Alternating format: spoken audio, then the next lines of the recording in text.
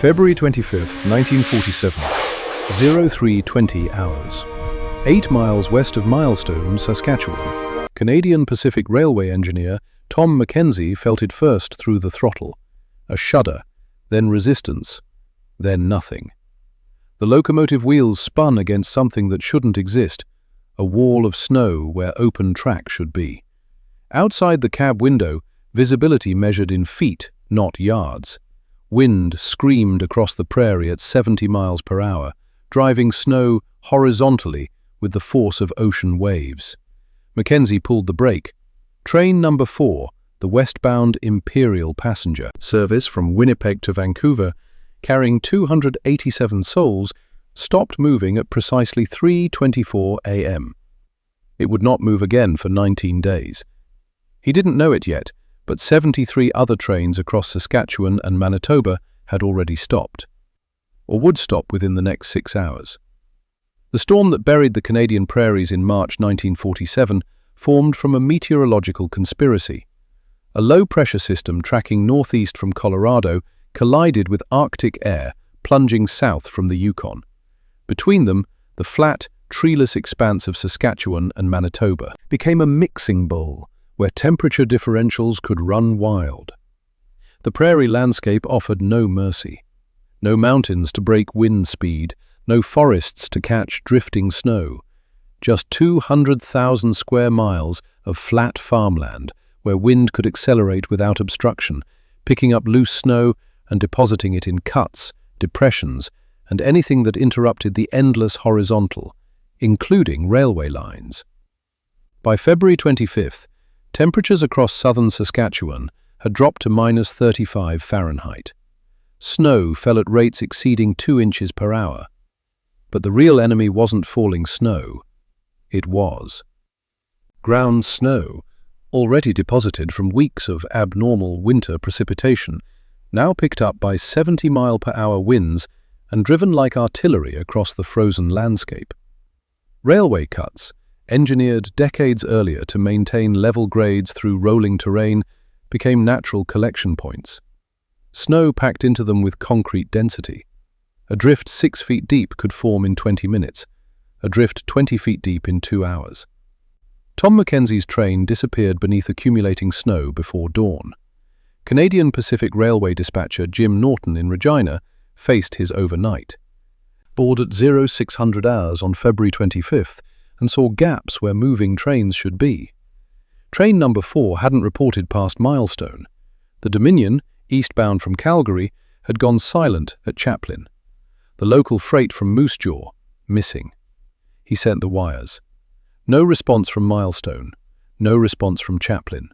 The telephone lines, strung on wooden poles across the prairie, had failed hours earlier under ice load and wind pressure. Norton did what protocol demanded. He dispatched rescue trains. By noon on the 25th, 4 locomotives with snowplow had departed Regina, heading in different directions. By 1800 hours, 3 of them had joined the stopped trains, buried. The 4th never reached its target. Crew abandoned it 4 miles out, walking back to Regina through waist-deep drifts. Across Manitoba, the same scenario played in parallel. Winnipeg dispatchers lost contact with 11 trains on branch lines. Canadian National Railway reported 16 trains stopped between Brandon and Portage-la Prairie.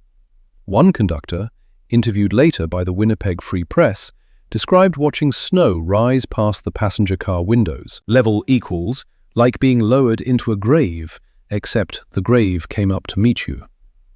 By February 27th, 74 trains sat motionless across 2 provinces. Conservative estimate, 4,200 passengers and crew. Many had food for perhaps 2 days, coal for heat for 3 if they rationed carefully.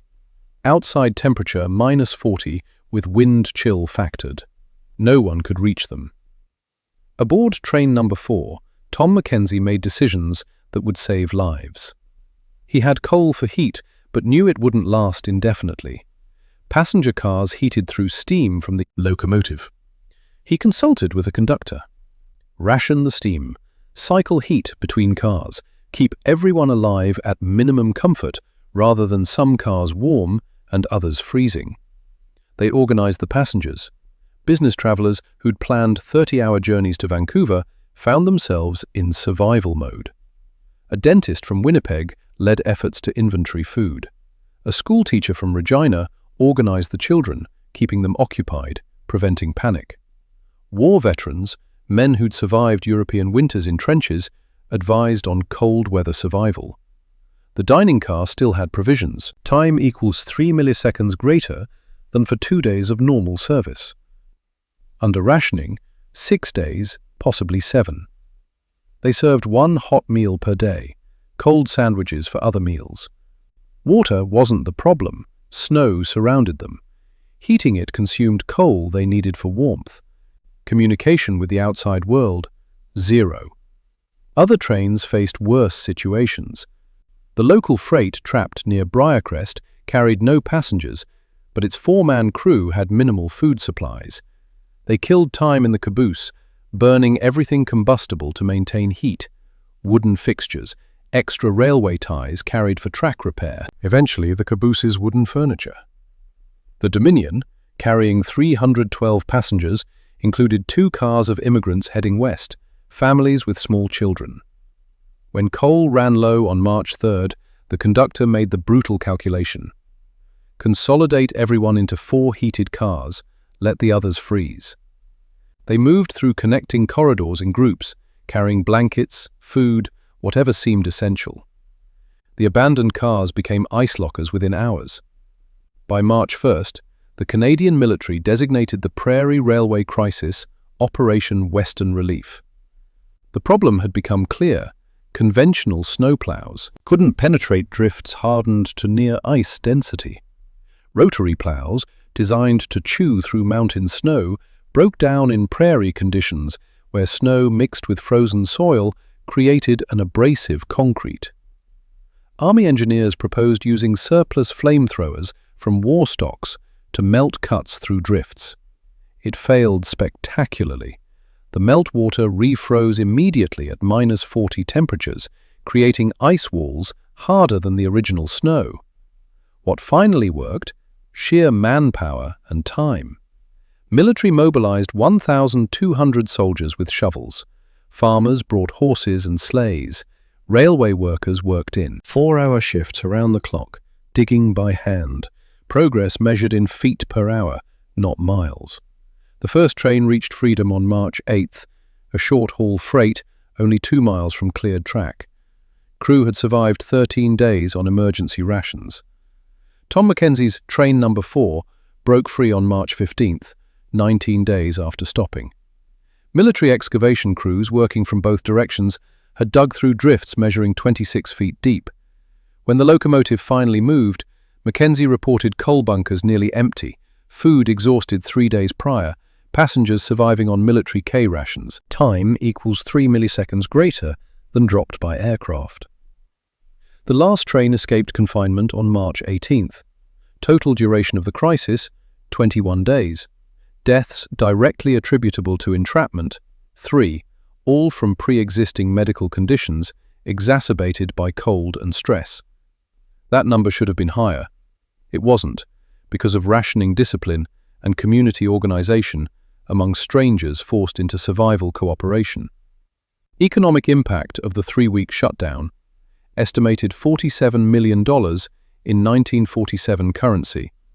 But numbers don't capture the psychological weight. Canada's prairie provinces, isolated from eastern Canada by geography, depended absolutely on rail connectivity.